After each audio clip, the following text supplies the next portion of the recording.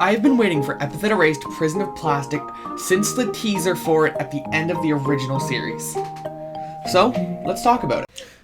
Also, I forgot to add this on the initial take, but spoiler warning, I will be talking about spoilers, but I'm trying to keep it generally light so you can get a general understanding without spoilers, but if you want to go in completely blind, which if you're already a fan of this series, you definitely should, then this is where I'd ask you to click off.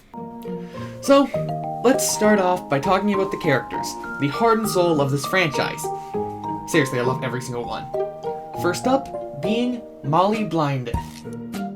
She's still the adorable little bear trap that she was in the original series, but this time with more character growth. She's more willing to speak up for herself and stuff like that.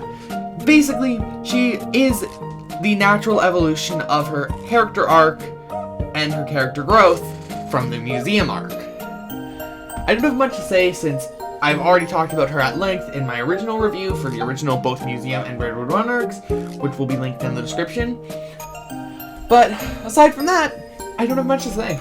Next up is Giovanni Putage, or Vincent Murder. Essentially, he's the same lovable buffoon as before, but no longer working for the Bonsai Blasters. Sadly, his role has been a lot more sidelined than it was in the original, essentially being one of the two protagonists, being moved to a secondary character. But aside from that, he's the same lovable idiot you already know. Next up, we'll be covering the new characters in order of appearance in the book.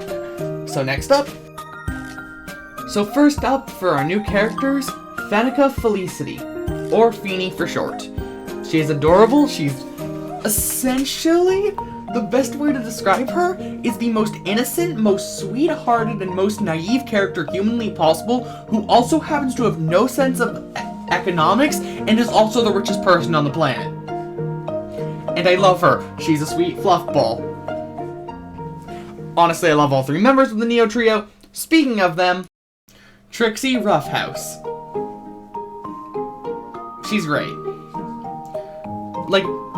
They're essentially this character that has a very outward appearance of being intimidating and rough, but in reality, they are equally, if not more of a nervous wreck than Fennica. Essentially, their entire personality is a front to scare off predators. And honestly, I don't mind. She's one of my favorites.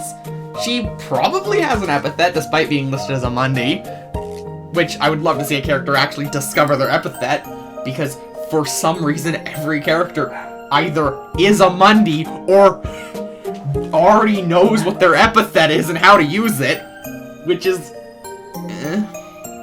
I don't really like that. But Trixie's a social outcast and probably my favorite character of the Neo Trio aside from Molly, who was already my favorite character. Next up, the primary antagonist of Prison of Plastic, the Princess of Plastic, Lorelei Blaineth. She's probably my least favorite antagonist this series has had, but Mira is a fantastic villain, and so is Zora, and I still really like Lorelei. The problem with her comes into, she feels less of a threat because you don't really think she's capable of murdering Molly. Mostly because who would intentionally try to murder their younger sibling? Who is also the only person who does any work around your house. The point being, it doesn't feel as much of a threat because I don't think Lorelei would intentionally hurt any of these characters. And I didn't really think that till basically she attempted to kill somebody. So, I'm a bit iffy on Lorelei, I'll be honest. Next up, Naven. And going into it, I really didn't think Naven would be a character I'm interested in. He kind of looked boring, he didn't sound like an interesting character, but oh my god, I almost immediately fell in love with him. He is such an adorable sweetheart. He literally just wants the best for everyone involved, and I love him for that. He's a fantastic character I really like, and he's really sweet, and I can't wait to see him again. I don't have anything else to say, because he's essentially Fennica 2. But this time, with awareness. But he's super kind, super sweet, and I really love him for that. He's a character that can see the best in everybody and wants to bring out the best in everybody. Washing up next is Rick, the 20-year-old man who is consistently trying to become best friends with 3 12-year-olds. If you want to become my friend, be sure to like and subscribe. That is the worst call to action I have ever done, because it felt very forced. That's why I normally keep them at the end of videos. But come on, I couldn't resist. Like how he can't resist trying to befriend 12-year-olds. Although Rick is actually a really nice character, and I really liked learning about his backstory. Now that's it for the major new and returning characters. Now time to talk about literally basically everything else, because I think the only thing I have left to really talk about is the story. But I'm going to talk about all the minor stuff first. The artwork generally looks better visually because they can do more dynamic poses with more dynamic shading and lighting. Essentially, since you're having to draw one frame every hour or so, instead of having to draw 24 every second. Essentially, the artwork in this book, few and far between, looks freaking gorgeous, and I love it. Next up on this list, audio. The voice acting is top-notch, like the original, with some really great deliveries, if not some better deliveries, especially from Dana Chambers, Molly's actress. So essentially, the voice acting is on par, if not better, with the original in the audiobook.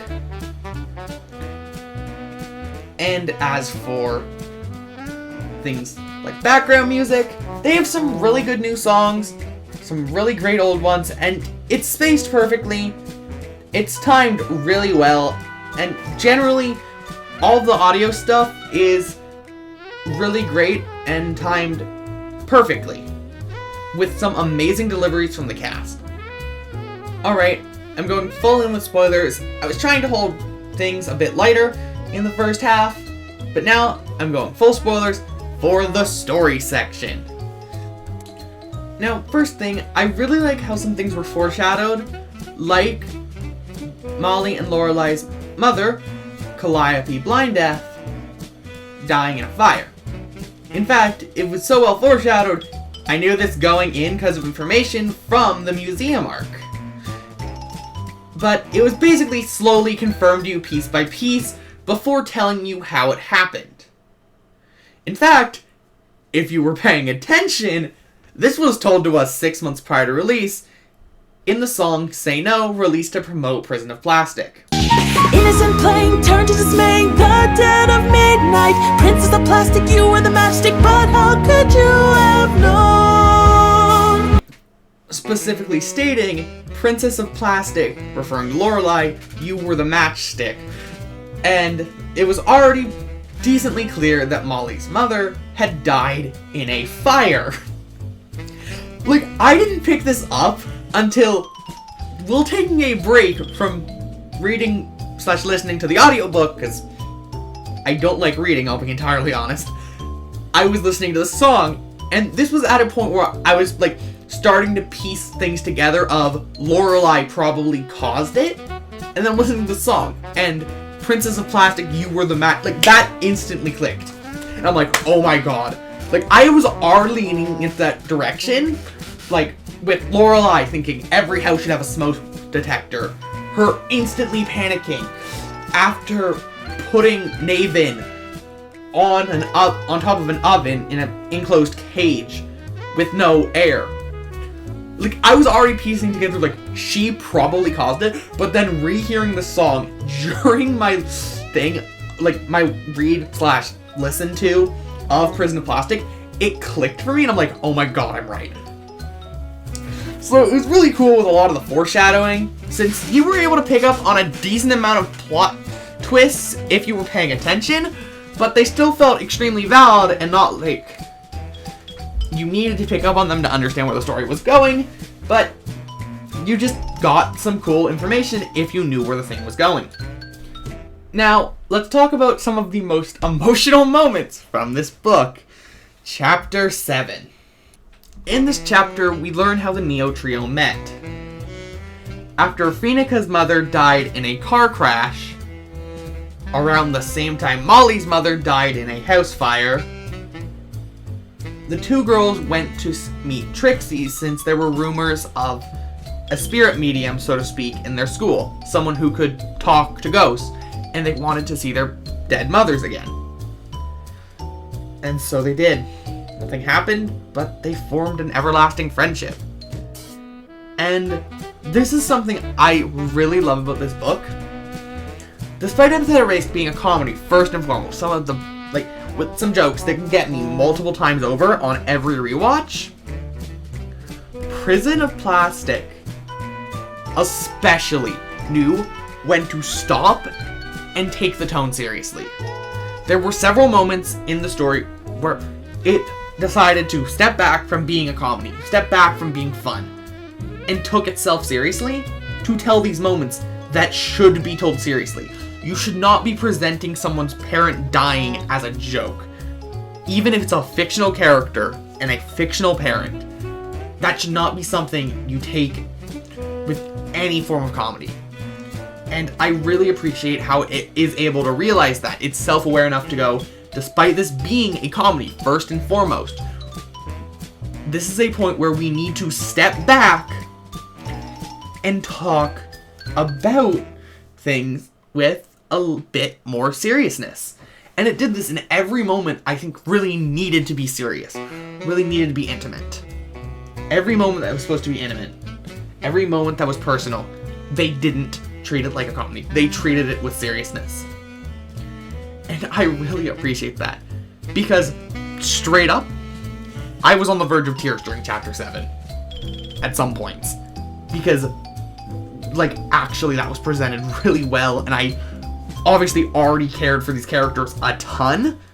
And hearing how they met, hearing how a friendship that will probably last forever was at the cost of someone who matters to two of them so much, for each of them being their mother, it really just, I don't know how to describe it, but it did something I'm amazed it was able to with only audio and dialogue for me.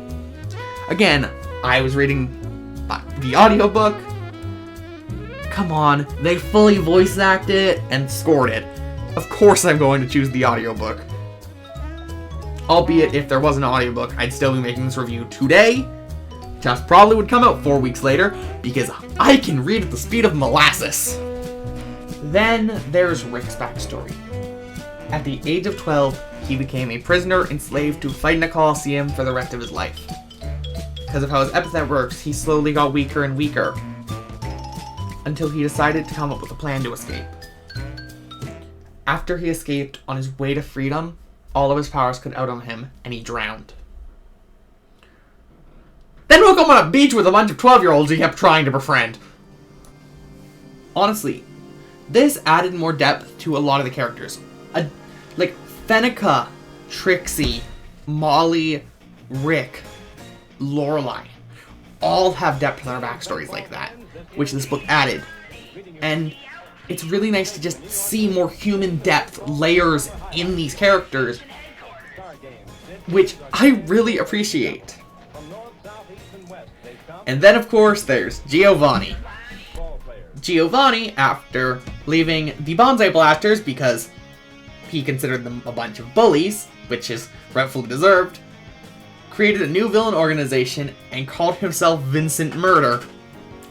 Giovanni also happens to be Trixie's cousin, who almost choked to death on a rock. Yeah. Giovanni is still the hilarious, bumbling idiot he is when he's on screen, aside from when he got turned into a gargoyle and continued to be equally as stupid. I love Giovanni. He's amazing. And it was just fun seeing him have some more antics, and genuinely, I was not expecting him to be related to Trixie. So, this added some depth to his character, but overall, he's still equally likable and equally buffoonish. Overall, the story is basically just a adventure story of trip from A to B, going through a fantasy world while exploring these characters' depths, introducing some new ones, and really letting the characters shine. Allowing them to be equally as funny and even more heartwarming. And then there's the ending, which is the weirdest happy ending I think I've ever seen in a story. After they escape, Giovanni just kidnaps Molly and books it to a treehouse. I'm serious. That is literally how this book ends. Like, Molly wakes up and has breakfast, and it's really sweet and really heartwarming and a really nice happy ending. It's just hilarious to me that the ending is a character getting kidnapped. And yet this is a happy ending. And if we didn't get more Epithet Erased sequels, I wouldn't hate this as the ending. It isn't a cliffhanger. Yes, there's more to tell. Yes, we still have Bliss Ocean. But if this was the ending, it's still happy. It's still a good ending. Now, of course, I say that as if I know for a fact there's a sequel. Which I do. It was funded through the Kickstarter. But the ending is hilarious, heartwarming. Frankly, Chapter 13 is just a great ending. And the best part is, I genuinely don't even think Martin will notice Molly is missing. Until someone needs to do their taxes. Or at that, he won't notice until the IRS comes. Overall, Epithet Erased Prison of Plastic is fantastic. Easily the best book I have ever quote-unquote read, because, again, my experience with reading books is audiobooks. But it's on par, if not better than the original series, in every single way. I love the cast, I love the characters, I love the ending, it's heartwarming, it can take itself seriously when it needs to, it's hilarious. If you were a fan of the original Epithet Erased series, I highly recommend picking this up. The audiobook is something around $10, and it is totally worth that for the amount of content you get, considering it is a nearly 11-hour audiobook, with every single chapter being exciting, hilarious, heartwarming. Essentially, this is well worth the wait, and I can't wait to see more, because I'm sure it will be well worth the wait as well.